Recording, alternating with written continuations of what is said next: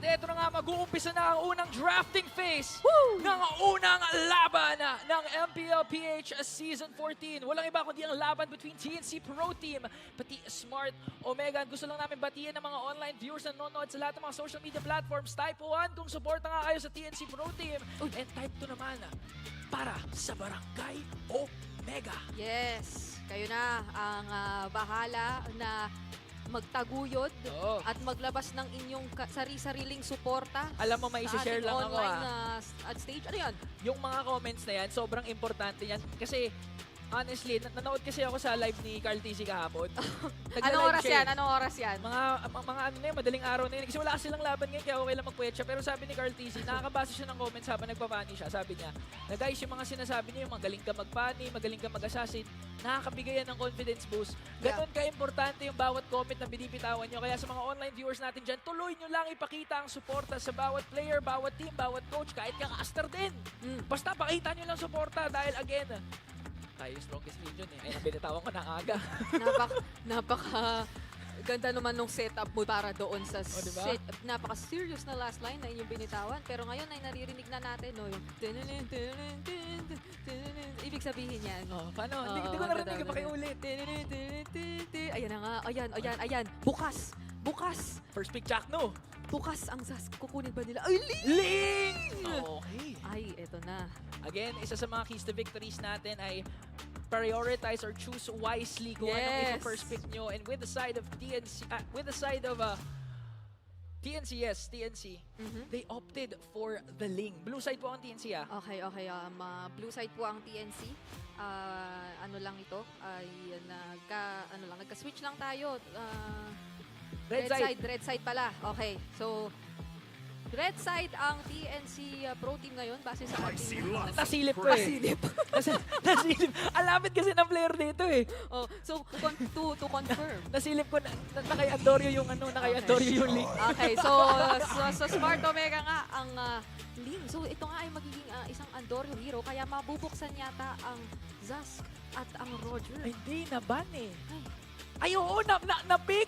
Na-pick ang Zask at ang Okay. Roger. Recap lang para sa ating naging drafting phase. Omega, ang binan nila ay Ruby, Hayabusa, Alpha, and for the side of TNC, ang tinanggal naman nila ay ang chip, ang Jushin. Paano mo gusto sabihin yan? Jushin? Jushin na lang. Yes, Yan. Alright. So ngayon, ang so far nagiging picks ng Omega ay Ruby, Hayabusa, and Alpha. Guys, kayo na ang makakapag-take note niyan. Ruby, Hayabusa, and Alpha. As for TNC naman, habang inaayos natin ang lahat. Yun yung ban. Ay, okay. Baliktad. Ang pick naman ng Omega ay Ling ni Andorio, Harith ni Big Jome, at Edith na flex pa. Hindi ba natin sure kung Rome yan or XP, kung mapupunta ba kay Chakno or kung mapupunta kay Ryota. Pero for TNC, ang napili na lang, nasabi mo nga kanina ng Zask, na sobrang heavily contested right away, pati na rin ang Roger. Ngayon, lalo pa at Harith Roger ang matchup natin. Parang ano lang no? Parang kailan lang. Itong dalawa na naman na ito. So pwede mo nang sabihin talaga na magiging kaabang-abang ang rotations, particularly sa XP lane. Dahil parang kung sa sarili lang naman nilang buhay, ang gold laners na ito ay masasarap pabayaan. Oo. Parang Hayaan mo na yan eh. Mga self-sufficient yan. pero at the same time, meron ka namang secured pa na magiging late game. So ngayon, mafo-force na nga ba na i-jungle ng TNC yung Roger na ito or they have other picks up their sleeve? Coach Wood, ano kaya? Nakita mo naman, di ba, naka-stapler yung bond paper? Maraming baon yan. Sa bagay. Hindi yan mauubusan. Only nga eh. Only Rise, only picks ang pwedeng ilabas ng TNC. Pero realistically speaking, I do agree na baka nga pwedeng ma-force out na. Yun yung plano ng Omega. At saka, ano bang mga magandang irong dito? May Loli. May Lolita. Oo, iniisip ko kasi hindi man marksman ang isang Harith. There's the Edith din here as well. And up against yung mga siguro maghahabol na players dito. Numinon Blast as well to save. Pero ano pa kaya ang ipaplano dito? Uy! Sasabayan daw! Okay, tsaka Escalera, Joe. Yan yung surprise pick. Surprise talaga. Interesting ako kung mapipick yung Hylos. Ayan na! Ayan! Hylos XP na mapupunta sa kamay ni Ryota plus the Aurora coming in from Ukir. Nako. Nararamdaman mo na ba? Can you feel the action? Dito natin masasagot kung magiging jungler na ba ang Roger or ito ba ay gagawin na lamang nilang gold lane sa magiging last pick ng TNC Pro Team. Ano ba mga pwede nating iba to na ano dyan? Bane kaya? Bane jungle kaya? Uy, masakit yung Bane ngayon recently. Oo, Especially oo. sa kamay ni MP The King. Oo, Grabe, nakikita mo ba yung mga recent games ni MP The King? Ang sakit ng Bane. Sa jungle, ang bilis na mag-clear. Ang sakit pa. nababanggit mo na agad yung lalaro para mamaya. Okay, na-excite ako kasi tinong ko kasi sila lahat. Na-excite kasi ako. Sabi ko, ba't August 16 pag MPL? Di na ako makahintay. Katulad ng di ako makapaghintay sa last pick ni Wolf. Kinamaya na nga doon si KZ. Ano na ang magiging last pick? At ang last pick ay mukhang Nolan pa pala. Meron pa tayong assassin para dito sa TNC Pro Team. It was going to be Kaizen na hawak nito. At mukhang Game 1 na Game 1 pa lang ng MPLBH Season 14. It's going to be a heated assassin matchup na kaagad. Oo, tapos the setups pa coming in from Escalera. Tapos gold standard na matchup between Harith and the Roger. Wow! Ang ganda ng pasabog kaagad na handog ng TNC Pro Team and Omega for day number 1, match number 1. Dito lamang sa MPLPH S14. Ayan na, naririnig ko na humihiyaw ang mga fans ng dalawang kupunan. Dahil in how many seconds na lamang ay masasaksihan na nga natin. It's going to be Escalera Joe. Samantalang si Chakno ang hawak niya ngayon. Pangsugod na hero. High-loss mode muna. Etong si Chakno. Ay, nakahilos ba si Jack? Or sa kanya edit? Base sa nakita natin sa loading screen, siya Oo. ang high-loss. Okay, so pasugod ngayon dito si Chak Mamba. Samantalang dito naman si... Sabi mo nga si Escalera, makasipa, pero parang medyo mahihirapan ka sumibay kapag may highness eh. Oo, siya yung magiging tagasalo ng lahat. And to think na of course, ang Aurora, ang isa sa mga pinakatinitignan nating mid laners kasi kaya niya eh. Kaya niya kahit pa paano yung sarili niya. Meron naman siyang Pride of Ice. At ngayon meron Passive, din no? siyang Flicker na kasama or gamit-gamit.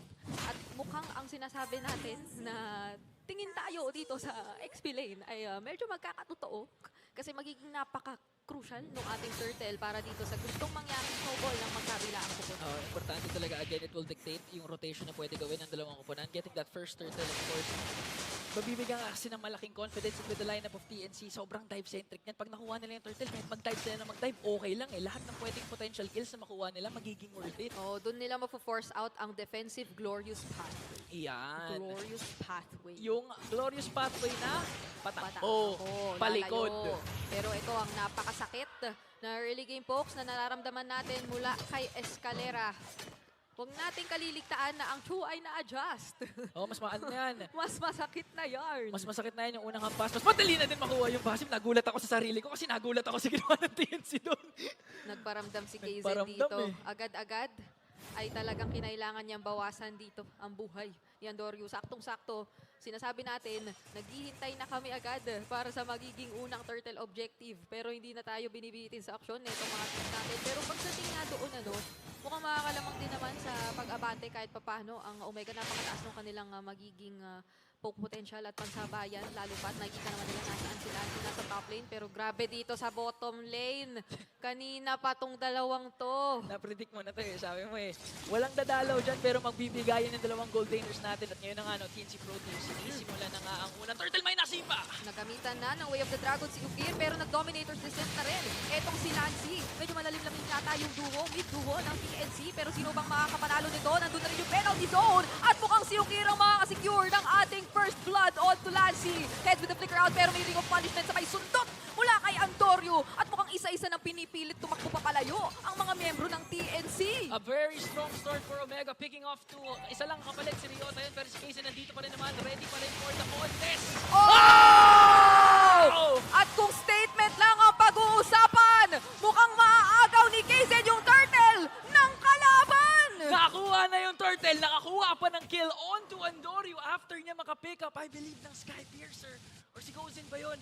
But in the end, at TNC, pinapakita nila na kahit makuha niya yung unang kills, kayang-kaya pa rin namin makapalag. At saka very set sila dun sa idea na gusto nila, sila yung makakalamang. Kitang-kita naman Lancy, very eager dun sa XP rotation. Pero bago tayo magpatuloy dyan, si Kaizen dito maaalanganin yata. Pero para mga fracture hindi na.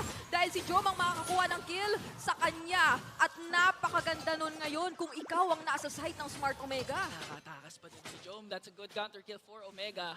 A clean kill on to Hazen. Pero kinulang yung max bite ni Kozen eh. Hindi pa nagwawala yung ano eh, parang shih tzu pa lang kasi yung aso eh. Oh, paunti-unti pa lang talaga ang nakikita natin dito na damage mula kay Kozen. Although naka-Warcry ay of course, kinakailangan mo muna ring hintayin.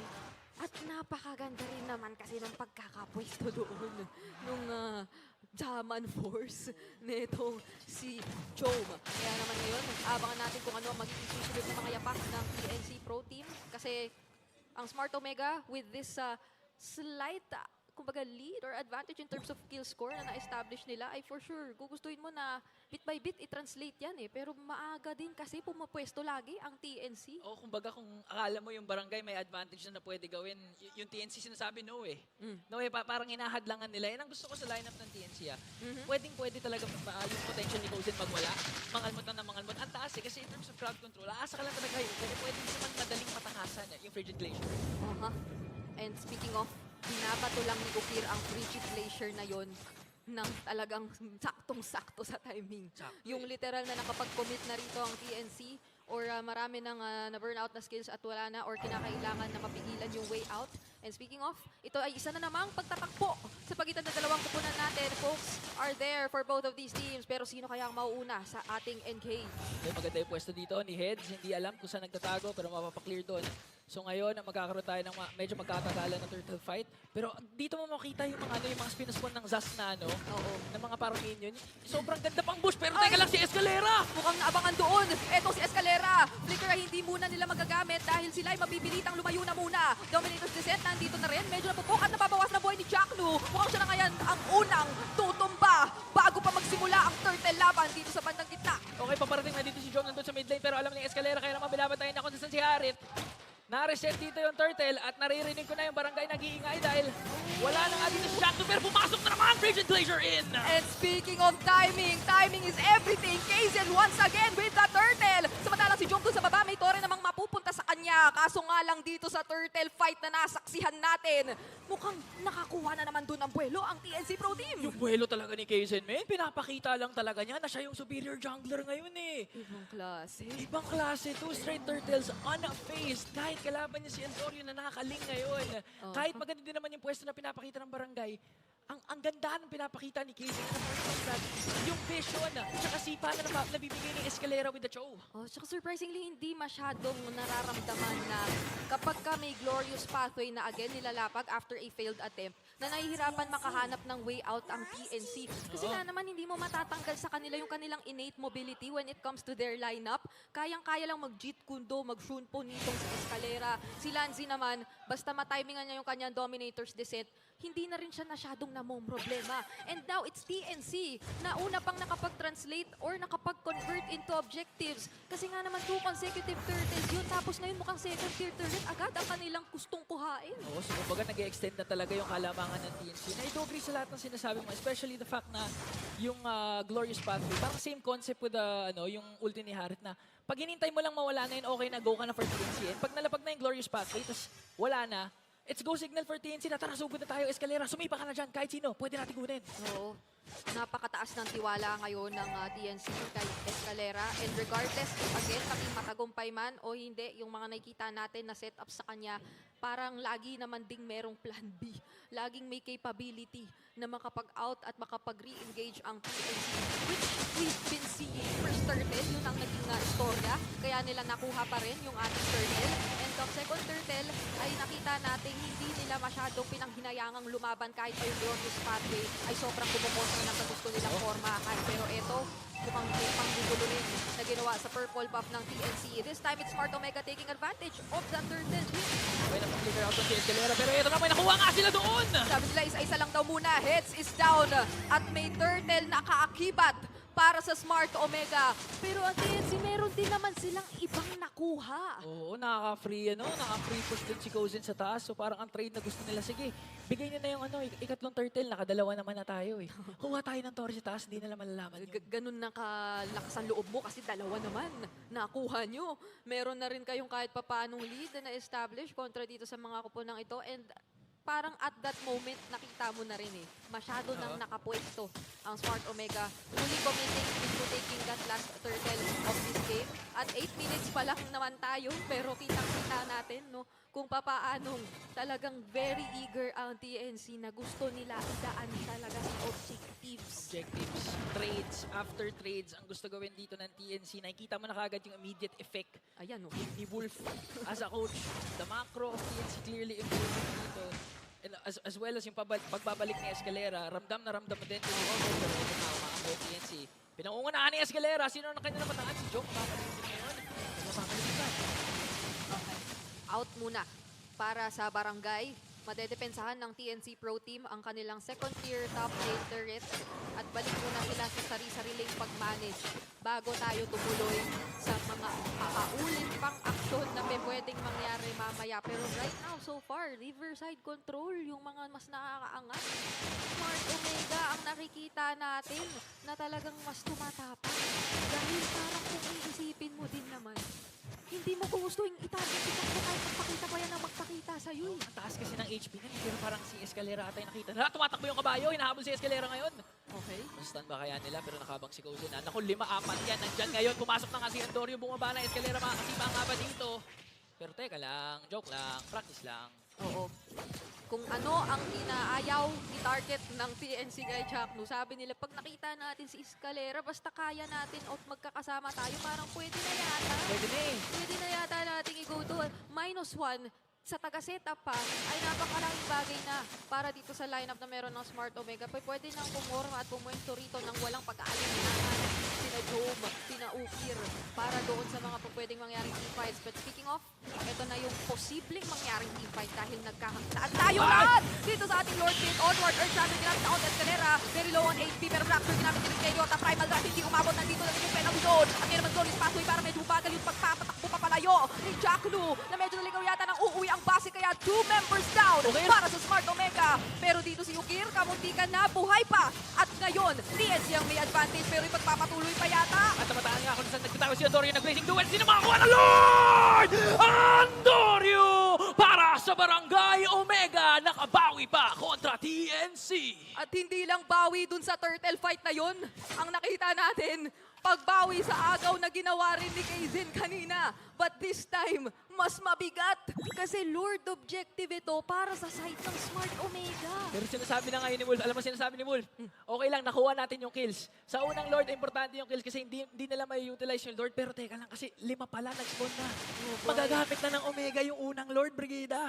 Mukhang ngayon ay makakaangat sila lalo kumpara sa nakikita nating pag-angat nila ng paulit-ulit kanina.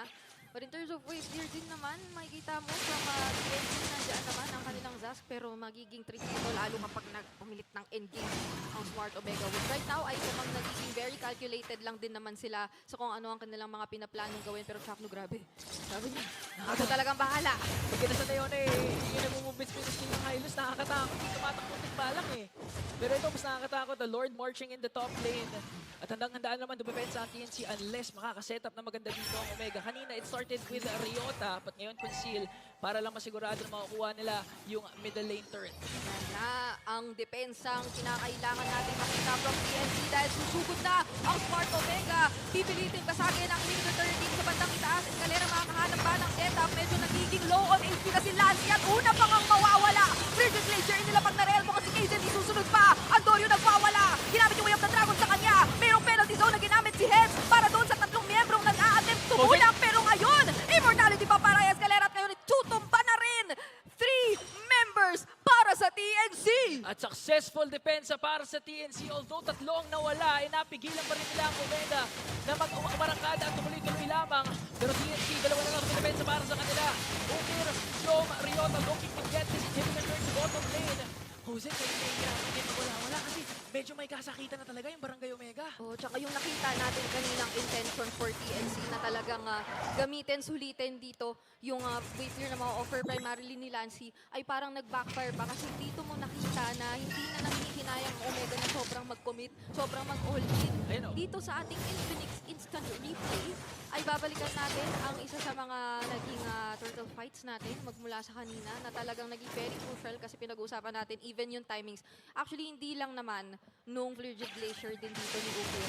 Gusto at pagtuunan ng pansin yung mga penalty zone na nabibigay ni Heads. Kaso yung nangyayari nga lang din ang problema, parang nahuhuli na at marami-rami nang nawala from TNC. So Oo. parang nagiging pampigil na lang din dito yung penalty zone, which is in a way nakakaganda rin, pero eto na naman. Paano pipigilan ito ng Smart Omega? Napakasugod ng layunin ngayon. Jackno ang hinahanap lang talaga ay si Lancy, wala nang iba. At nandoon may mga Naku! cancel out na yata ng penalty zone at mabibigyan si Heads na minention lang natin Hindi. kanina, pero masakit yung fracture. At mukhang ngayon, pambuhay pa nga lang yata sila Job. Si Escalera ngayon humahabol at ngayon siya ay tutumba. Oh, Ryota, tinutuloy pa nga.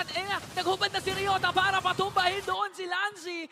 Si Kozen, inaabangan kung saan bababa si Andorio. Ay, ito na! Kakalmot nga ba dito si Kozen ngayon? Pumasok ko na ay gunbound! Nakatutong pa si Andorio, pero here comes reinforcements.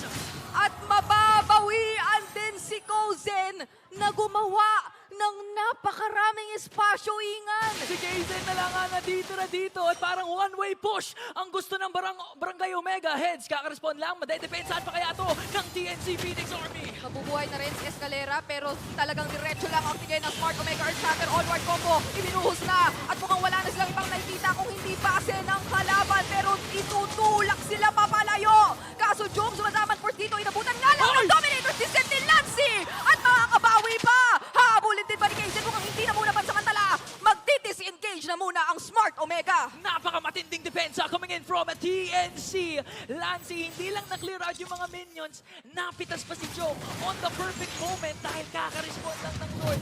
Pwede kunin to ng TNC. Looking at the instant replay, literal na ilang hits na lamang Oo. doon yung Torre. Pero ang problema kasi nawalan sila ng minions eh. At saka sinulit dito ang pagbabalik ni Lancy. Sinulit talaga. Sinulit. I'm back. I have respawned. And my only target is none other than Joy. Ang target ng Escalera ngayon, nakasipa na ako to Chakno. Si Kozen pwede mawala dito ngayon, pero standing their ground ang Barangay Omega. Maganda din yung position ni Andorio, hindi niya alam kung saan nagtatago yung Ling. Yes. Magic Sentry ginamit na rin ng TSC doon sa bandang top lane natin. Pero uy, ang sakit narito ng mga plays na hawak-hawak ni Andorio. Ay, papunta pa lang sila Head pero kung i-burst down na ng Smart Omega yung Lord at makakapiling pa ba dito ng teamfight ang TNC. Lumalapit, hinabol ni Kozen, hindi ko konekta at ngayon mapipilitan na lang silang dumepensa na muna. At dumadating na din tayo sa punto ng laro na medyo pa-full build na nga ang ating mga members dito. Kaka-pick up lang ni Kazen ng kanyang BOD. So meron na silang kasakitan but the problem still remains. Yung Lord nasa Omega and with no trade from TNC, parang pwede na maging endable push to unless madepensahan pa ng TNC. Napaka-tricky nito kasi kung iisipin mo, yung revitalize din ni Jackno, parang kanina pa yan nagiging very reliable source of Yes. yes. Kumbaga pwede mag-asip pag may revitalize ni Chakno. Pwede lumalim. Pasugod lang talaga ang tingin. Yun ang tema natin para sa lineup na ipinapakita ngayon ng Smart Omega. And how will TNC defend this? Ryota naghanap na nga ng engage doon onto Heads. Pero may Winter Crunch at hindi na nga ata aabot pa. Napatumpa na si Heads dito at yung base ay finokus na ng Smart Omega as they take the first game dito sa FPL Philippines Season 14. Unang tagumpay para sa barangay. Pinakita lamang nila ang kalakasan ng kanilang chemistry kontra TNC. What an exciting game number 1 matchup back and forth. Wow! Dire-diretso lang talaga. Yun ang talagang for me naging tema nung laban na yon. When an opportunity arises, ironically, nag-rise yun for Smart Omega and they always took hold of that opportunity. At malalaman na natin kung ano ba ang kinalabasan ng ating game number 1. Ipunta natin sa ating Infinix Game Tambayan.